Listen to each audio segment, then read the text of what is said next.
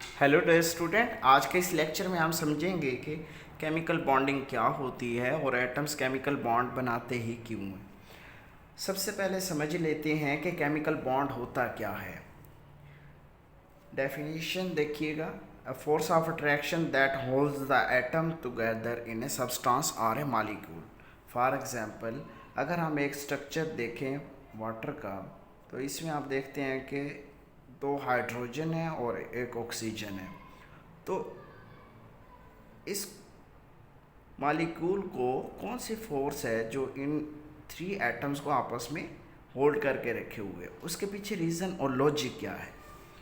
Next देखते हैं जी, why do atoms form chemical bond, के एटम्स जो है वो केमिकल बॉन्ड बनाते ही क्यों हैं, रीज़न क्या है उसकी। तो बेटा उसकी सबसे जो बेसिक रीज़न है वो है टू गेन द स्टेबिलिटी। वो खुद को स्टेबल करना चाहते हैं। चलें सर, स्टेबल तो करना चाहते हैं, कि वो खुद को स्टेबल करेंगे कैसे। ठीक है, जैसे हमारा भी एक कोई काम करने की रीज़न होती है, वजह होती है। आप पढ़ रहे हैं, मैं पढ़ा रहा हूँ, कोई भी काम करने की रीज़न होती है। ठीक है, तो इनकी जो है ना वो रीज़न क्या है, स्टेबिलिटी है। ओके, अब ये स्टेबिलिटी जो है वो उसको अचीव कैसे करेंगे, उसको हम देखते हैं by completing their valence shell. इनके जो वैलेंस शेल होंगे ये जो है उसको कंप्लीट करेंगे। कैसे करेंगे, there are two rules to complete their valence shell. First one we have the duplet rule and the octet rule. Duplet rule क्या है जी, attaining of 2 electron in the valence shell. Okay, इसमें हमारे पास 3 elements हैं पूरे periodic table में। Helium जिसके वैलेंस शेल में 2 इलेक्ट्रॉन है, ये स्टेबल है। हाइड्रोजन, इसका एटॉमिक नंबर 1 होता है, वैलेंस शेल में 1 इलेक्ट्रॉन, सो इसको 1 इलेक्ट्रॉन की कमी है। लिथियम देख लें तो इसके वैलेंस शेल में जो है वो 1 इलेक्ट्रॉन होता है। ठीक है, 2 × 1, तो ये क्या करता है, अपना 1 इलेक्ट्रॉन लूज कर देता है to gain the stability. Okay, next देखें ऑक्टेट रूल क्या होता है जी। Octa mean 8, so attaining of 8 electron in the valence shell, वो क्या कहलाएगा जी, ऑक्टेट रूल कहलाएगा। एग्जांपल देख लेते हैं जी, neon atomic number 10, electronic configuration करेंगे 2 और 8, वैलेंस शेल में 8 इलेक्ट्रॉन हैं, तो ये स्टेबल है। ऑक्सीजन का देख लें, इसके जो है वो वैलेंस शेल में 6 इलेक्ट्रॉन है, तो इसको 2 इलेक्ट्रॉन की कमी है। इसी वजह से ऑक्सीजन की जो वैलेंसी है वो -2 होती है। ऑर्गॉन का देख लें तो इसका एटॉमिक नंबर 18 है। इलेक्ट्रॉनिक कन्फिग्रेशन जब हम करेंगे 2, 8, 8, तो इसका इलेक्ट्रॉन में, इसके वैलेंस शेल में इलेक्ट्रॉन 8 हैं, तो वैलेंस शेल कंप्लीट है, so it is a stable. Okay, अब हम देख लेते हैं कि ये जो कोई भी एलिमेंट है या एटम है वो अपना ऑक्टेट रूल को फॉलो कैसे करता है। वो 2 पॉसिबिलिटीज़ के साथ जो है वो फॉलो करता है। एक तो या तो ट्रांसफ़र ऑफ इलेक्ट्रॉन से करेगा या फिर शेयरिंग ऑफ इलेक्ट्रॉन से। तो हमें कैसे पता चलेगा कि वो शेयरिंग कर रहा है या फिर ट्रांसफ़र कर रहा है। ट्रांसफ़र तब करेगा जब कि वो एक मेटल एटम होगा।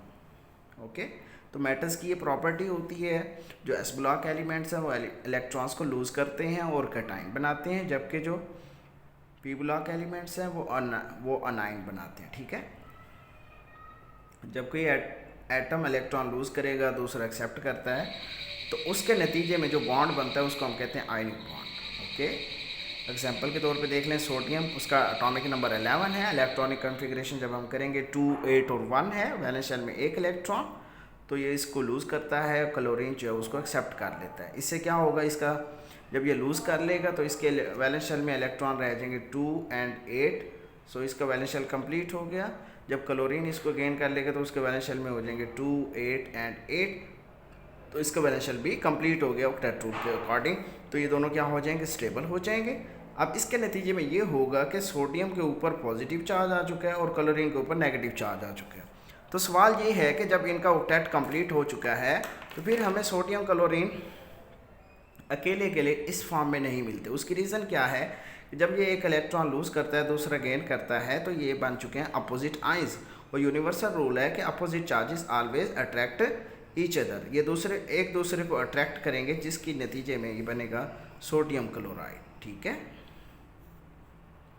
यही वजह है कि जो आइंस होते हैं वो हमें अकेली फॉर्म में नहीं मिलते। ठीक है, नेक्स्ट देखिएगा जी, शेयरिंग ऑफ इलेक्ट्रॉन होगा तो बेटा वो कहलाएगा covalent bond. Covalent bond for example hydrogen का मॉलिक्यूल देख लेते हैं। हाइड्रोजन का एटॉमिक नंबर 1, एक इलेक्ट्रॉन, दूसरे का भी एक इलेक्ट्रॉन। तो ये जो है फॉलो करेंगे डुप्लेट रूल। मीन के वैलेंस शेल में 2 इलेक्ट्रॉन होंगे तभी ये क्या होंगे, स्टेबल होंगे।